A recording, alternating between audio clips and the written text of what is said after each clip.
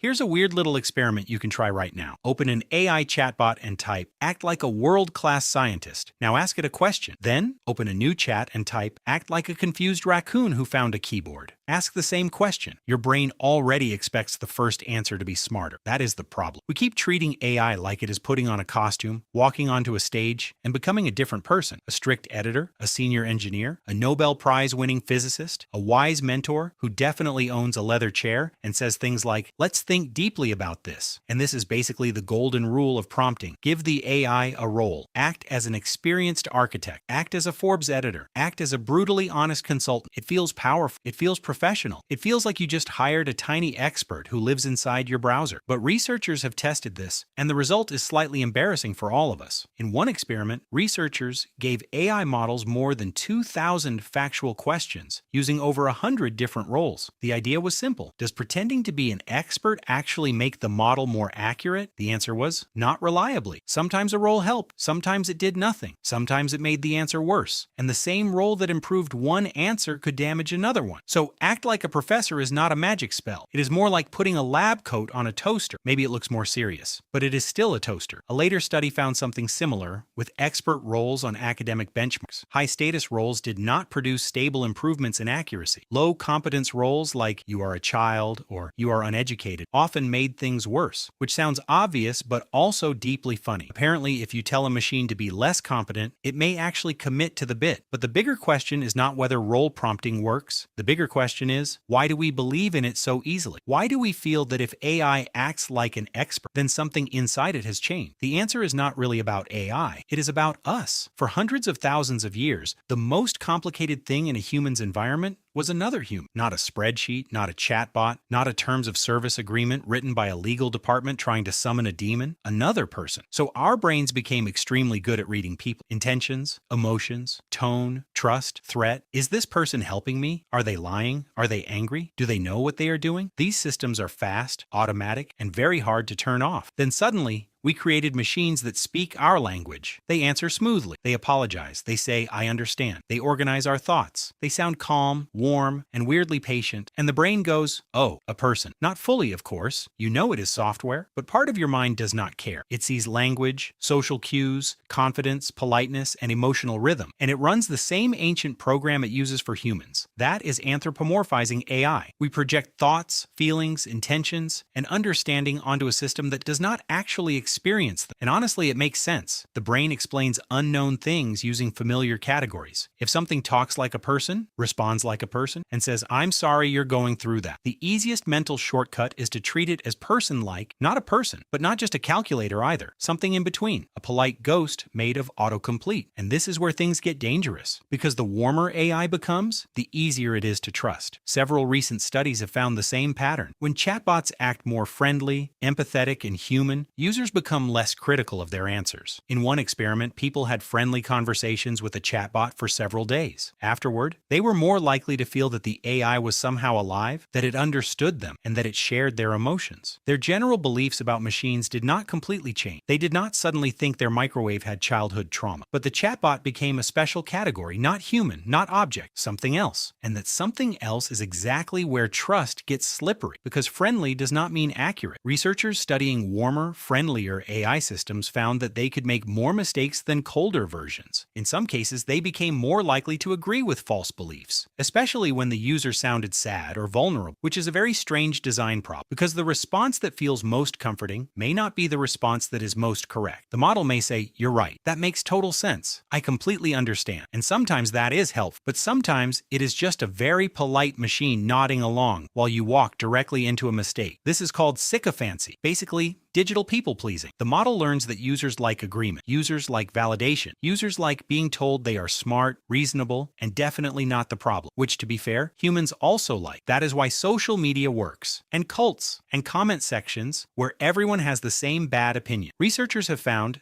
that AI assistants can validate users more often than humans do, including in situations where the user's idea might be risky or wrong. That is not because the AI has a secret emotional need to be liked, it is because it has been trained to produce responses people rate positive, and people tend to rate friendly agreement very positive. This creates a terrible little loop. The AI sounds caring, so we trust it more. Because we trust it more, we check it less. Because we check it less, its mistakes become more powerful. And because it keeps sounding caring, the mistake arrives wrapped in emotional bubble wrap. The brain is especially vulnerable when we think the AI has intentions. Psychologists call this the intentional stance. It means we understand something by treating it as if it has beliefs, desires, and goals. We do this with people. We do it with pets. We do it with cars. Everyone who has ever yelled, "Come on, you stupid printer," has briefly believed the printer chose violence. With AI, this effect becomes stronger because the system actually talks back. So when it fails, we may react as if a person failed us. If an AI chatbot gives bad emotional support, some users do not experience it as a tool malfunctioning. They experience it more like a betrayal, as if the system tried to help, cared, and then let them down. But the AI did not mean well. It did not mean anything. It generated text. That does not make it useless. It just means we need to stop confusing fluent language with inner life. AI can be incredibly useful. It can summarize, brainstorm, translate, explain, organize, and help us think. But it does not become a doctor because you wrote "act like a doctor." It does not become a therapist because it says "I hear you." And it does not become wise because it uses long sentences and mentions nuance. The paradox is this: the more human AI feels, the less carefully we may judge it. And the better it becomes at sounding like someone who understands us, the more important it becomes to remember that it does not understand in the human sense. It predicts, it imitates, it responds. Sometimes brilliantly, sometimes confidently wrong, sometimes like a helpful assistant, sometimes like a golden retriever that has read Wikipedia. So the next time you prompt an AI to act like an expert, go ahead. It may help shape the style. It may make the answer more organized. It may make the tone better, but do not treat the role like a soul transplant. The machine did not become an expert. You just gave the autocomplete a hat, and apparently, our brains are very impressed by hats.